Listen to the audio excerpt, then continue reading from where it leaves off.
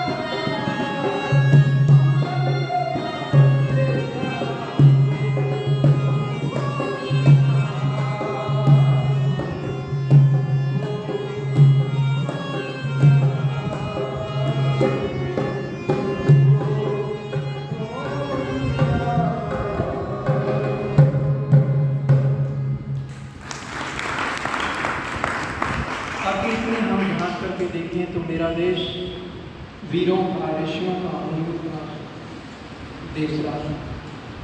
परंतु जब व्यक्ति, समाज,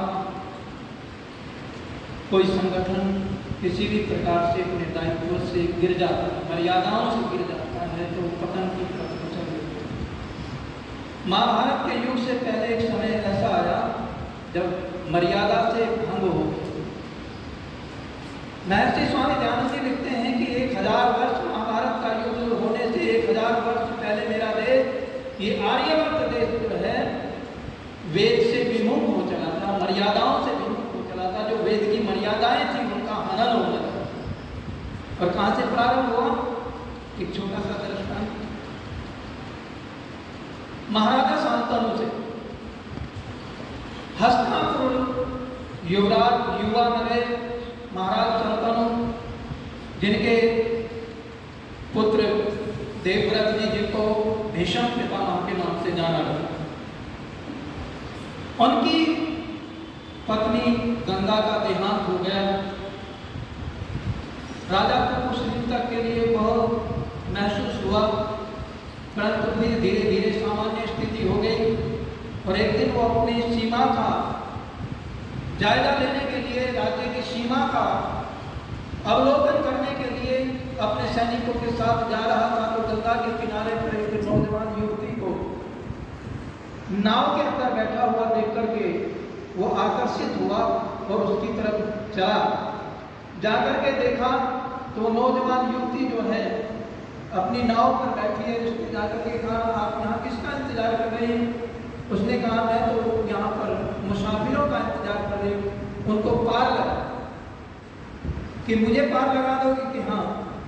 बैठा करके इधर से उधर, इधर से उधर उसने कई चक्कर कटवाए और वो जो था उस मर्यादा को भंग होने में, उसके प्रेम मोह में ऐसा फंस, इसकी मझधार में ऐसा फंस गया, भंवर में ऐसा फंस गया कि वो घर आया और आकर के न राज सभा में जाता है, न कुछ खाता है, न पीता है। इतना उसका जो है विदीर्ण हो गया, बहुत दुखी हो रहा। देवव्रत पूछता है, पिताजी की ऐसी हालत क्यों हुई? मंत्री से पूछता है और मंत्री कहता है कि मैं तो ज्यादा अपनी मर्यादाओं से बाहर नहीं निकल सकता, पूछ नहीं सकता राजा से, परंतु मैं आपको वहां लेकर के चलता हूं जहां ये रोज जाते। देखा तो वहां जाकर के वापस लौट आते हैं, पता लगा कि ये मल्हार की लड़की जो थी सत्यवती, उसके साथ प्रेम में फंस गया। और इसने जो था देवव्रत ने फिर उसके पिता मल्हार से निवेदन किया और राजा ने निवेदन किया जाकर के कि मैं आपकी पुत्री से विवाह करना चाहता। तो मल्हार ने कहा कि एक शर्त पर कि जो मेरी बेटी से संतान होगी, राज का उत्तराधिकारी वही होगा। राजा को टटोल लिया उसने कि राजा का फंसा हुआ है, और उसने बांध लिया राजा को और कहा कि आपका तो पुत्र है, दूसरा राज का उत्तराधिकारी तो वो होगा, फिर मेरी बेटी के बच्चे तो इधर उधर बेकार रहेंगे। तो फिर देवव्रत ने प्रतिज्ञा की अपने पिता को, शांतनु को खुश करने के लिए, और उन्होंने प्रतिज्ञा की उस मल्हार के पास में जाकर कि मैं आजीवन ब्रह्मचारी रहूंगा, कभी शादी नहीं करूंगा, बच्चे पैदा नहीं करूंगा, इसलिए उत्तराधिकारी यही होंगे। और वही परिणाम हुआ कि वहां से देश का पतन होना प्रारंभ हो गया। कि मेरा देश सोने की चिड़िया इसलिए नहीं कहा, वेदों का खजाना घर में था। द्विवेदी, त्रिवेदी, चतुर्वेदी, ये जो लोग थे ऋग्वेदी, तो इनको एक जो वेदी थे उनको एक वेद का कंठस्थ था। आज भी दक्षिण भारत में ये परंपराएं हैं। जो द्विवेदी थे वो 2 वेदों को कंठस्थ करके अपने संतान को मौखिक याद कराते थे, सुन करके याद करते थे, इसलिए वेद को श्रुति भी कहा। जो त्रिवेदी होते थे वो 3 वेदों को कंठस्थ करते थे, और जो चतुर्वेदी होते थे वो 4 वेदों को कंठस्थ करते थे। ये कंठस्थ की परंपराएं थी। ये पुस्तक में तो बहुत दिनों बाद ये जो है प्रतिपादित हुआ। आइए मैं अधिक न कहते हुए अपनी वाणी को विराम कर देता हूँ। आइए आगे का कार्यक्रम